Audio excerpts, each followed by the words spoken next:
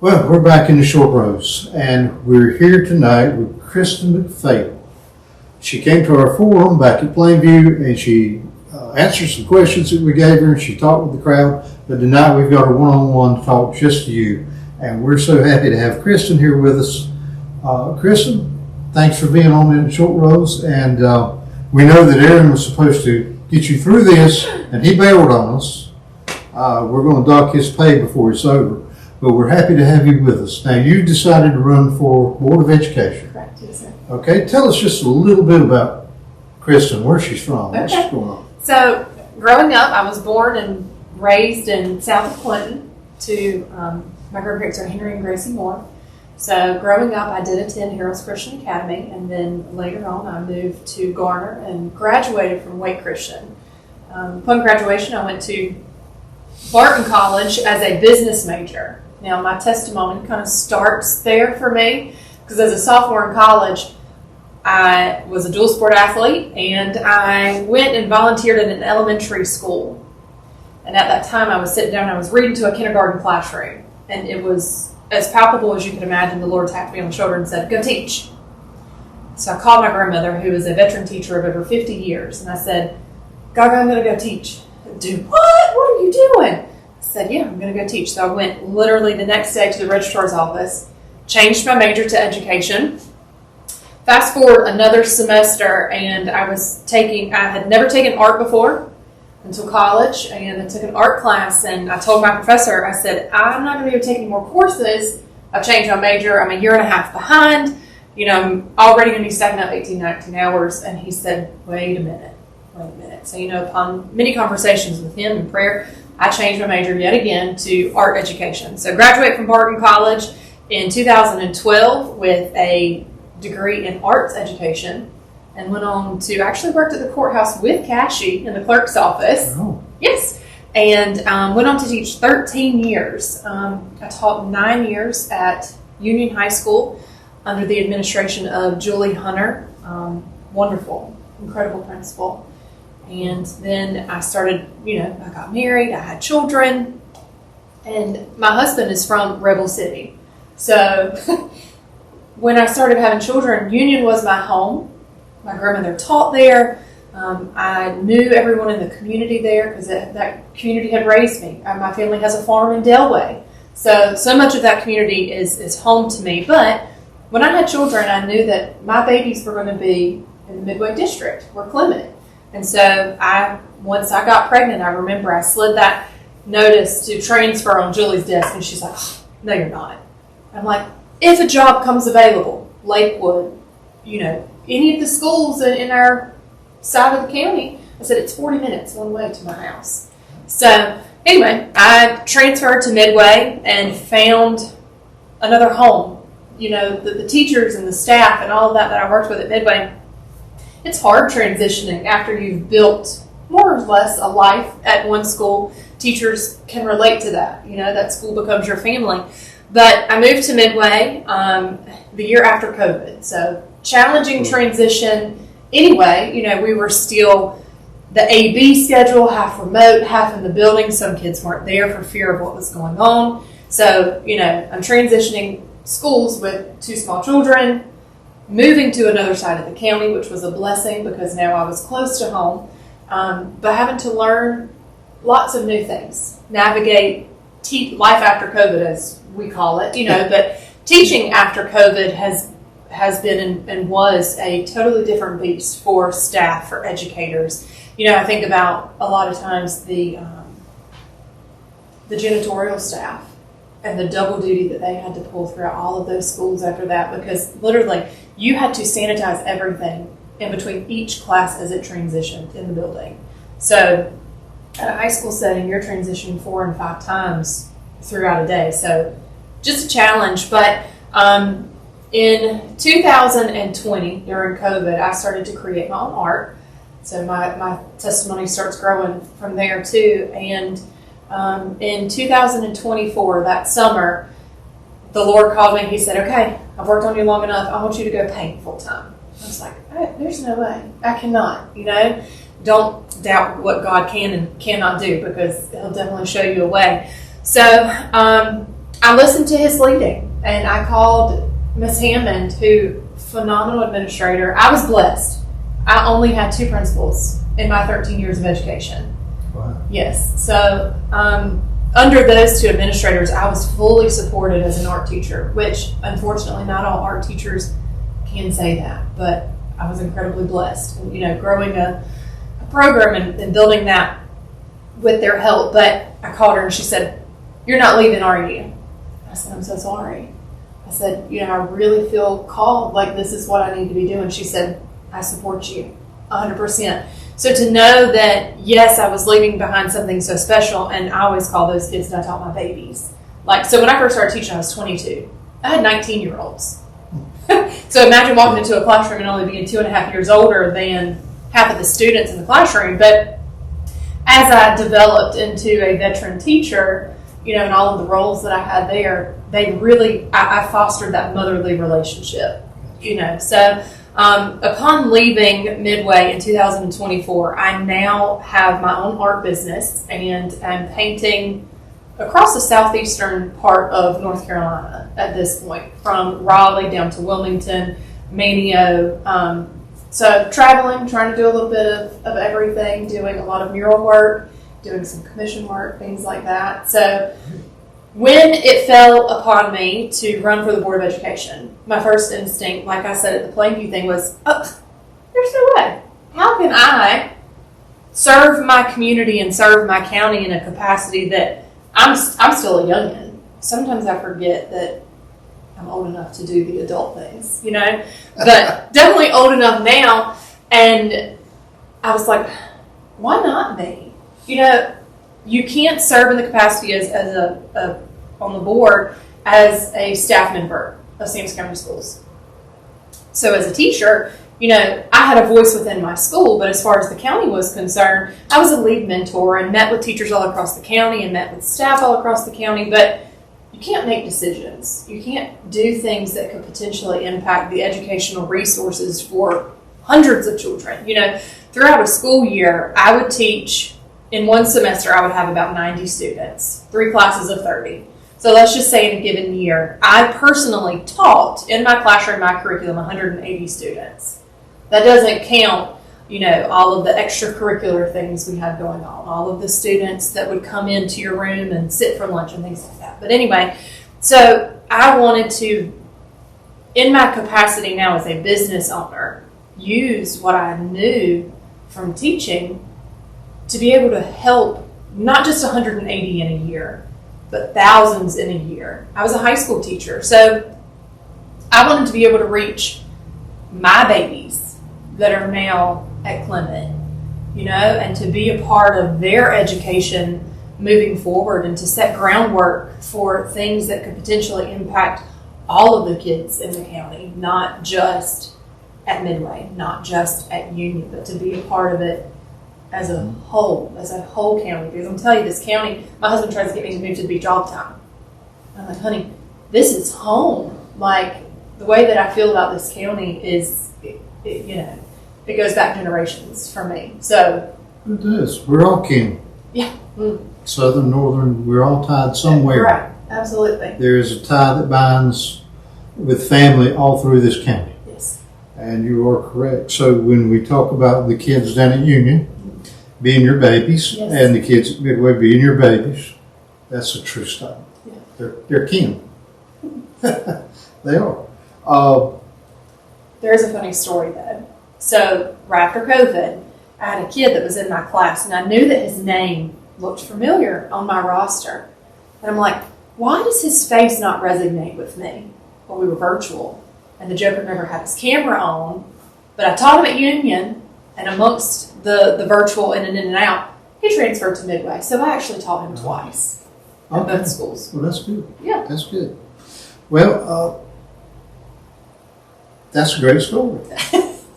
When the Lord calls, you yes, move, whether you want to or not. It's hard. Sometimes. It's hard. It takes learning discernment to know, is this the Lord calling? Right. Or is this the desires of my heart that are just finally coming to fruition? That's very true. Mm-hmm. Very true. It takes a lot of wisdom to have that discernment. I don't know if I have wisdom, but I'm I'm going where the Lord leads. Well, wisdom's a double-edged sword. Sometimes we pray for it, and we hope for it, and we wish for it, but when we get it, we wish we never saw it. Or we second guess it. Yeah, absolutely. Well, Kristen, you've given us a good story of it, and I like that. But let's talk a little bit about why you're running, because we know that policy is what the board is going to be dealing with. You're out of the education business. You certainly won't be doing any art in here. So when we discuss the board, we know there are a lot of things in Sampson County where there's lack of funding. Mm-hmm. There's, and it's not necessarily on the part of the board, but it's just the way things are here. We've talked about this with Mikasa and with Michael Elmore, the fact that we have an aging school system. Mikasa is a assistant at Salemburg. It didn't register. That school's 25 years old, mm-hmm. just like Clement is, just like Plainview. So let's talk a little bit about those things. Jennifer and I had a nice conversation the other night about the alternative school and the issues with discipline within schools. What's your thought on some of this? Do we need alternative school? Is it a good thing? Is it a bad thing? How could it be administered in a different way? What's your thoughts? Okay, so I have seen both sides of the alternative school. When I first began teaching, it was a physical building, mm-hmm. and then towards COVID, it became a virtual site. Right. So I have seen the pros and cons to both. Pro of it being virtual is you don't have to have that facility, right. which is a benefit when you're talking about budgets and things like that. Right. However, if a child is struggling in a physical building and they are removed for discipline reasons, whatever that reason may be, more than likely that child is not going to be able to be the best that they can be, or to take anything away from sitting in front of a laptop. There's no interaction there. Julie Hunter, I now consider her a mentor more than anything. She said to me the other day, she said, I love teaching. She said, but behind a computer, you can't build those relationships. That's a good point. So I do think that from a child standpoint, I do think that the alternative program is necessary. Unfortunately, I do think it is probably more beneficial in person, because hopefully someone in person can reach those children that were sent to that alternative school. Because I'm going to tell you, I taught the kids that went to the alternative school. Mm-hmm. I taught the ones that came back in ankle braces. I taught the ones that showed up at exams in a jumpsuit. They're still kids. They are still can be the best that they can be. But I do think having them removed from the classroom setting, if they were a disruption, is necessary for those other 29 kids sitting in that classroom. Because it is not fair for a teacher to have to constantly discipline one, or to constantly have to re-navigate a classroom because of one. Even though that child is still more than capable, that child needs something else. Something more than what that one teacher can give them in that particular classroom setting. And unfortunately, sometimes it does end with a disciplinary action, whatever that case may be. So, yes, great point. I do think alternative school is necessary. And my personal opinion, even though budget is struggling, is I do think that it's necessary in person. Okay, fair enough. I can agree with that answer. I could go along with that. Virtual learning has changed the game a lot. It has. I know we talk about asynchronous learning and remote learning and all this different learning. And like today, when there's a snow day, it's online classes, online lessons. Do you see any advantages to that for a school system, or do you think this will be a bigger drawback for us? I think that education is constantly evolving. And I think in order for these students to be productive members of a 21st century community, they have got to have the skills of how to take a course online. Because let's think about it. As professional adults, we have to meet on teams. I met with a team out of Florida the other day to talk about a design that I'm working with. So if I didn't have those baseline skills learning in school, now granted I learned them as an educator, but our students are learning them as students, right? So let's take it out in that aspect. That's a skill that they're learning, right? How to send a proper email with a subject. That is a skill. And I know that these things seem minute, but when you talk about a person as a whole, being able to complete these small tasks bundled up into one makes them a productive worker, makes them a productive business owner, makes them these things. Now, do I think they're getting the same caliber of education sitting behind a computer screen? I don't.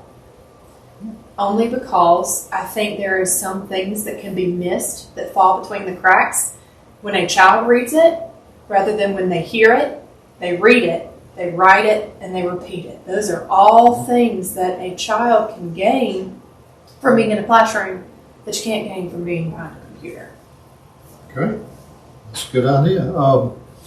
And you were talking about kids doing an email and the subjects and all that. And you know, my daughter gets on me for doing text and I space 2 times after a period. And I still do. I can't break that habit. No. Especially not when you learned how to type with a black screen over your face on a computer that was black with a green space marker, right? Yeah, yeah. And trying to figure out a way to play Oregon Trail while nobody's watching. So, you know, okay. But, you know, those are things that have changed since I was in school, definitely, because you graduated much later than I did. But showing our children the Harbrace business book that we used to have, it talked about salutations and greetings and endings and how you were supposed to do this and CC and BCC. But you still have a lot of educators that go above and beyond sending an email. Do you know how many of our children in our county don't know how to address a letter with a return address on it, or where the stamp goes on an envelope? Yeah. So even small tasks like that, you know, so sending an email to you and I seems meaningful, but to a child who is going to apply for a job, is a business owner going to give a second look to a child that does not have the subject in the right place, or puts the entire body text in the subject area? You know, so it's teaching them life skills by teaching them Won't mess up. Ask the kid his address. Or cell phone number. They have to look in their phone because they don't even know it. I still remember my best friend's telephone numbers from like kindergarten, first, second grade. No phone numbers on there? No. Okay. I know. I had a little index card book beside the telephone with all the pertinent numbers I ever needed. And on Friday afternoon at 5 o'clock, that phone was... Was it the phone in the kitchen or the one in the den? I had one in my room. Oh. Yes. You were high tech. I was, dear. I was. But we did have the 60-foot cord on the one in the kitchen. The curved one. So, yes. But, you know, tell them... we carried our kids to the History Museum down in Clinton, and there's a rotary dial phone. And I picked the phone up and I dialed my grandmother's home number. And I asked her what was on the stove. And they're looking at me like, what is that? I had a telephone. You know. But anyway, you're right. Basic grammar and letters and such as that. Just the simple things are getting past these kids because of technology. So we need to keep them grounded in some of the traditional things, don't we? I agree. But there's a difference. So many of our kids are very technologically advanced when it comes to a phone. But a computer is different. So I do think that online schooling is pertinent, but to me it's more than the curriculum behind the computer. It's learning those life skills that go along with the computer. Agreed. Agreed. That's very good. It seems like we're getting so far ahead now of ourselves. We forget those little things. And even my generation will forget sometimes, you know, no, that's not right. I'll catch myself. And doing different spaces and indentation, and I hate using a computer program because it doesn't do the way that I was taught. Right. So I'll agree with that. And old school business owners who are looking to hire a kid out of school will look at that judgingly.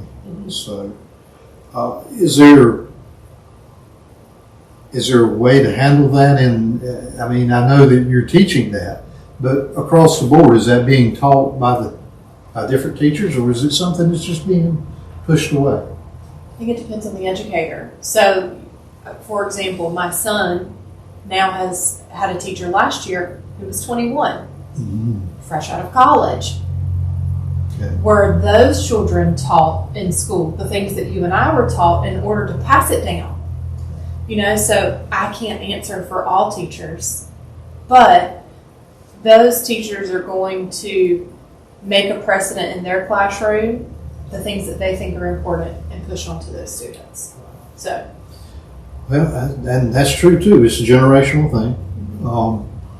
Growing up, I had a teacher that taught my mother. So, I understand they had been there that 30-year period, and they were teaching me the way they taught my mother, that's right. which we didn't think was hip at all, Mm-hmm. but it was the correct way. That's right. It was the correct way, according to the rules. Mm-hmm. Yeah. And I learned to type on a manual typewriter. Oh. Okay. That tells you how old we were. And had a hard time with that, learning that keypad, But now I get on here and I just type away. Yeah. But that's things you go back to. You learn the basics. Mm-hmm. This is a question I don't believe we did talk about a little bit. Me and Michael Elmore and I talked about vocational education a little bit. What do you think about business education? You're probably more in tune with that than you are. Well, I'll go to both.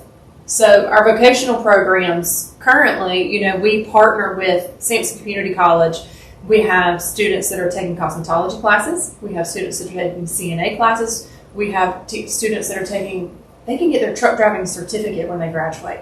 That is huge. I mean, look at the county that we live in. They could get a job immediately.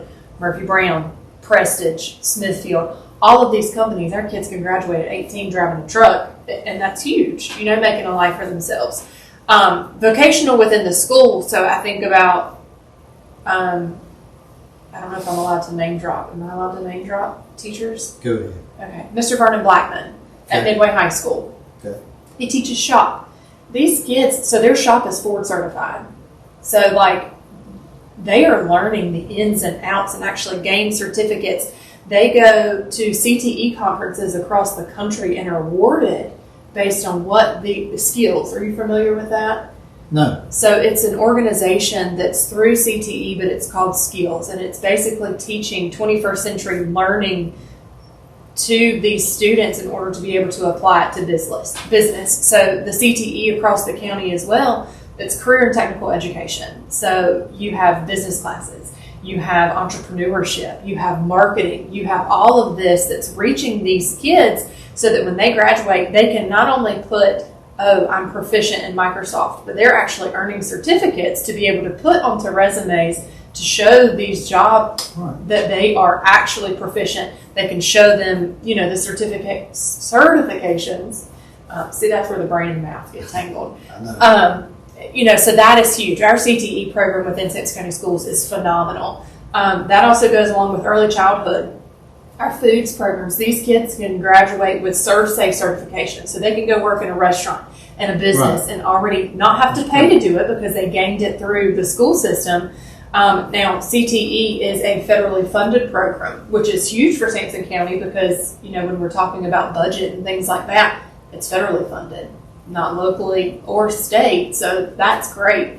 Vocationally, I do wish that things, our school's FFA programs, and look at what they're teaching these kids. So no, we don't have vocational programs in the sense that these kids are graduating with welding certificates or things like that, but I think it's almost there. It's hovering around it, but in order to get the real buy-in, I don't know what that would look like because it would need to be almost like a county-based policy rather than a federally based program that's being pushed into all the different schools. Okay. But I do think our kids are gaining those skills. It's just a little bit different than an actual vocational program. Right. Understood. Yeah. Well, that's great that we have that.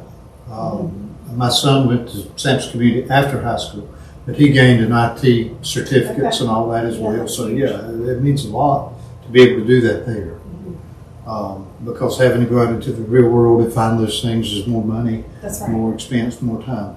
That's good. Now, we've touched on quite a few things already. Is there anything that you see Krystin McPhail really wants to do besides, like I talked with McCoskey, get that really fancy name tag and the thing on the desk, the little board with Miss McPhail on it. Is there something that you see, like a personal project, or something that's really stuck in your craw that you want to see done? It's funny. I didn't even know that I would get a fancy little nameplate if elected, or a name badge. So, for me, yes, it's being able to develop policy that aligns with what I think our county should represent. That's huge, but that's almost like a given, right? Mm-hmm. So, but for me, one of the things that you hear teachers now is, and I was in the trenches. It almost hurts my heart that I'm not anymore. Like, I miss being connected. I miss those kids. But for me, being on the board is an opportunity to demonstrate consistency. So I have worked at both ends of the county. And I'm going to tell you something, that unless you have worked in multiple different school systems, multiple different districts, it is very challenging for you to comprehend what the stigma is that goes with that district. Okay, so right. I have never taught at Hopton. However, my family is 3-generation Hopton. Right. So the Hopton High School that is currently, my granddaddy went to that high school. Yeah. So, no, I haven't taught there, but I'm aware of what goes on within that school body. Being at Union and being at Midway, unfortunately, there are some school systems or some districts that receive negative stigmas or positive or whatever that looks like, but it's just because no one has experienced the latter. Okay? So, when I was at Union, our school body was around 400. Mm-hmm. And Midway, it's close to 800. Yeah. Kids are kids across the county. Yeah. Teachers are teachers across the county. But when you double the amount of students in a school building, you run into so many different beasts. Yeah. Just like Union Elementary School and Midway Elementary School, 2 largest schools in our county, polar ends of the opposite ends of the county. But kids are kids and schools are schools. I really want to focus on consistency from school to school. Consistency in discipline, consistency in teacher expectations, consistency in student expectations. So why at this school are we not pushing this, and at this school we are? To me, and I don't even know if that is something that can be voted on, but that is something that I really want to hone in on and see, okay, across the board, across all districts, is it consistent from school to school, whether it's discipline, curriculum, the atmosphere of the school and how it's being handled. But for me, I want to know that how this is happening here is what's happening here, regardless of, is your school building 80 years old or 2 years old? Because the school building affects a lot. It affects teacher report. Mm-hmm. It affects how your staff handles things because of resources. Think about your janitorial staff and what they have to handle at an 80-year-old school, not necessarily 80, but, hypothetically, and then at a new school, just different beasts, right? Right. But efficiency and consistency, to me, are huge. Well, just thinking about that, so you brought something to my mind. I mean, my grandparents went to school in Old Mingo School, which you probably don't remember. It looked like Old Plainview School, which you probably don't remember. But anyway, they were state-of-the-art buildings in 1927, 28. That's right. But yet they lacked indoor plumbing. They had insufficient heat. There were no school lunches. My grandmother talked about the fact that the school bus was a remodeled Model T and it had a bench in the back. They sat home. None of the niceties, but to them it was light years ahead. That's right. And if we don't keep making it a place they want to go, that's right, and want to be, they're not going to perform. Right? Well, Krystin, we thank you for the time here tonight. We really have. I have enjoyed this. As I've told all the rest, I look forward to seeing you on the board. Now, I know that not all of you will make the board, but we certainly are very pleased. We're so happy that all of you have come back. And I think we've had you and Mikasa and Michael, and we're going to have James. And so there's four slots, right? That's almost Good thing perfect. about it is every candidate that is running has a unique experience to bring to the table, regardless of who is elected. I think all of us have something positive to add towards the board. I agree. And I hope that the new board, no matter what the makeup is, maybe there's some way to include those that didn't make it, because they have a lot of good ideas, they have a lot of experience, there's a lot of things going on there, and we lose a lot of that when a candidate does lose, and we don't use them for a committee or a board or something like that, because they can still contribute and keep them in the game. I like that, so many times we push them off to the side. But we're so thankful you're here, and we hope that if you do get elected, that you'll come back and visit us again, and you'll be part of what we've got going on. Absolutely. And I am absolutely amazed you are a great candidate. Thank you. So thank you so much for being Yes, here. sir. And tonight here on the Short Rows, as I said, is Krystin McPhail. We're glad to have her with us, and we're going to do one more of these tonight with James Jones, and we're looking forward to hear what he has to say. And once again, remember, March the 3rd, get out and vote for the candidate of your choice. Thank you so much.